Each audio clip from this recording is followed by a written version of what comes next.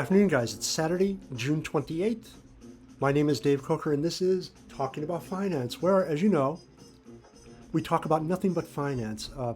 Channel's content is driven by a Telegram channel we've got, and there's about 45 members, mostly bankers like myself, few retired, most of them are active, and we just sort of talk about finance 24/7, spread across the globe, share memes, posts, opinions, and I try to bring the most entertaining to you guys. So, as we always do, let's start out by looking at the U.S. markets. And this week, we're going to look at year-to-date performance. So the S&P 500 is down about 5.8% on the week, and it's now down 22.9% year to date. Taking a look at the sector breakdown, you can see healthcare pretty mixed. Energy is a strong performer. Everything else has been getting hammered in a major way. And remember, the way you read these, darker red means it's down further. Brighter green means it's up higher. The VIX traded up, closing this week at 31.13, it's almost 2 standard deviations above the mean. So it's not really showing us that the US markets are signaling a bottom yet, as bad as it's been over the past few weeks. And guys, I just got to say, it's always in the autumn when the US markets tend to really floor, really get the rug pulled out from underneath them. To paraphrase T.S. Eliot, September is the cruelest month. Just take a look at market crashes in the States and when they happen. Almost always, it's September.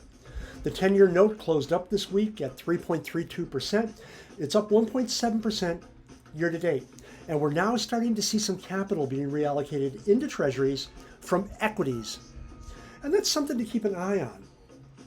Oil closed the week at 108.80. It's down actually about 0.9% week on week. It's still up 44.7% year to date, but Mr. Biden is going to Saudi.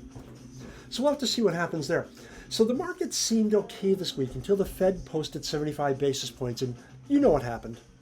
Guys, I got to tell you, I think it's an overreaction.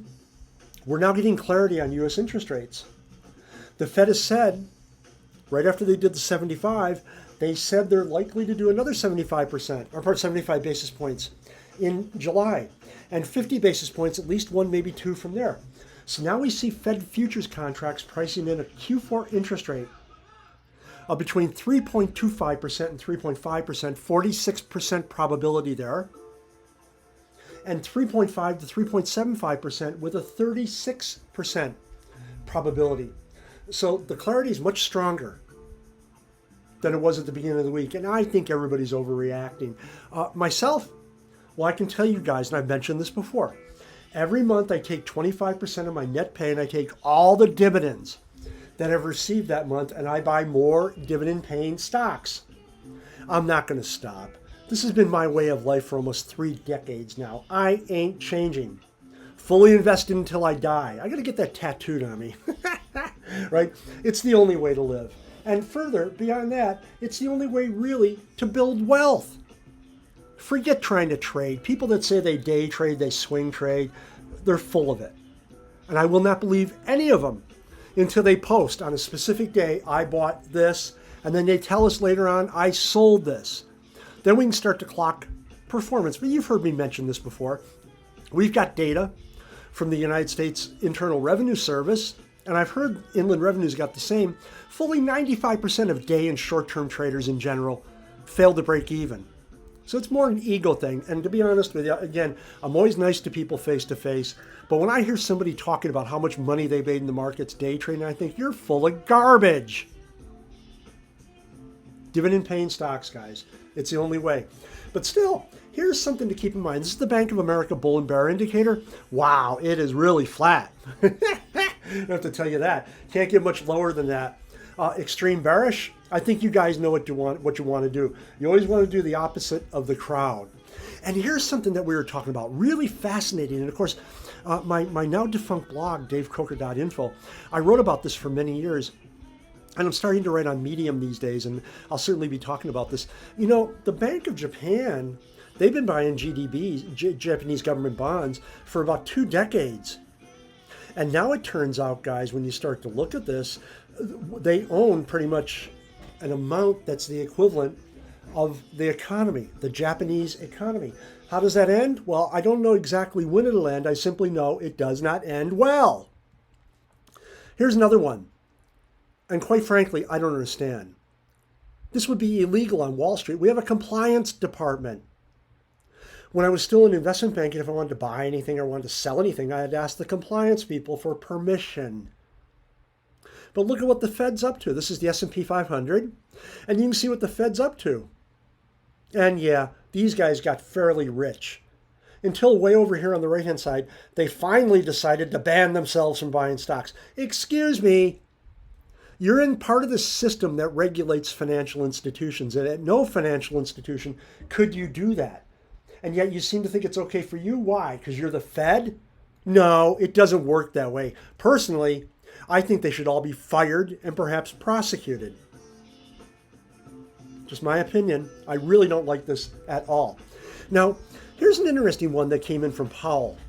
A part of his press conference after the rate hike. Of course, they give a nice press conference and talk about stuff. And he talked about rapid changes that are taking place in the global monetary system. Now, a lot of people seem to think it was about the rise of DeFi and the rise of crypto. Maybe. That's just the mechanism. Here's something I've been posting. I did this original one, 15 years ago. And I've presented on this topic many, many times. We know the US dollar is one of 5 reserve currencies. It's not the only one. That's a view that some very parochial Americans have, that the dollar's a reserve currency and everyone needs a dollar. No, the euro's in that basket of reserve currencies. Japanese yen's in that basket. And it's really interesting, guys, because when I mentioned about how the U.S. experiment's coming to an end and the U.S. dollar will not be the reserve currency of the globe forever, Americans in particular get really, really upset with this. I don't care.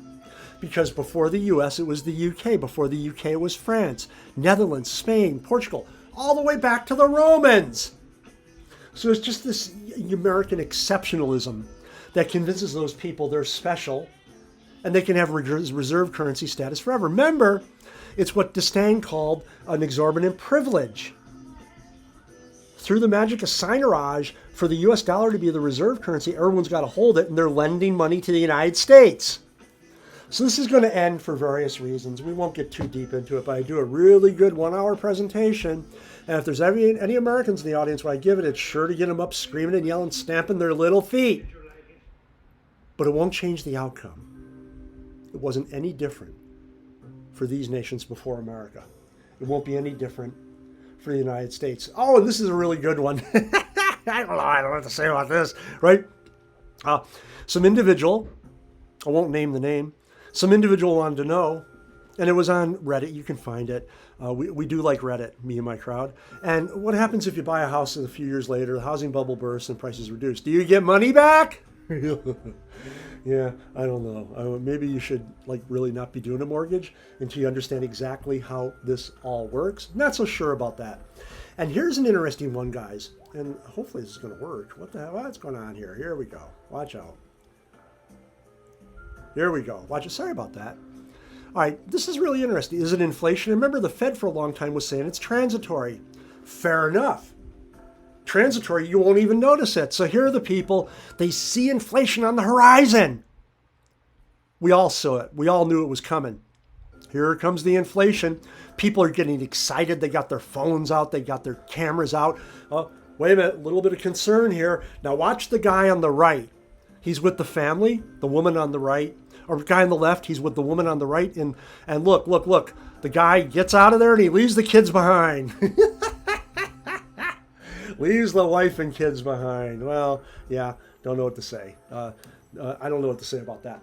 Regardless, guys, we know one thing that will help us out in inflationary times is Bitcoin. Unfortunately, Bitcoin's getting pounded on. The entire crypto sector. It's not Bitcoin's fault. I've got some theories about manipulation by Wall Street and other big moneyed interests. We won't get into that right now. But we know there's a big crash going on right now in fintech. And if you don't believe me, check out my blog, Fintech Flash News. And this was really fascinating that McDonald's is hiring. So if you're a crypto bro, if you can't find a job in fintech, I doubt that's the case. But just in case you can't, and if you do need money, there's one for you at McDonald's. The Golden Arches is there. And another thing about Bitcoin, And here, this is plan B again. What he's done is he's taken Bitcoin, compared it to the S&P 500. And it's really interesting. Look at the correlation. I've never done this myself. I've done it with the NASDAQ. And I can tell you on a 15-day correlation, the correlation over a 15-day horizon is about 0.92. Very, very strong. Really fascinating, though, just intuitively, or just by eye, I should say. If you look at it, you can see there's a fair degree of correlation there. And maybe what I'll do is I'll actually run the numbers myself and just get a feeling for it. But regardless, we know Bitcoin's been pounded on. The four most dangerous words in investing are, "This time it's different." Uttered by John Templeton. May he rest in peace. Incredibly knowledgeable guy. But regardless, I do think with Bitcoin this time it's different. The big money is kicking Bitcoin all over the place. I recognize the signs from when I was in investment banking. We used to kick the Dow 30 Industrial Average up or down depending upon what we wanted to do that day. Very easily manipulated. And Bitcoin can be relatively easily manipulated. Keep in mind, the larger part of the supply of Bitcoin is dormant. I certainly account for a large number, well, I shouldn't say that. I certainly account for a number of Bitcoins. They're just sitting in my wallets and I'm not doing anything with them. And I have no intention of doing anything with them. I'll hold them. I'm going to hold them forever. I'm going to take them with me when I die. But yeah, we know the large part of Bitcoin is dormant.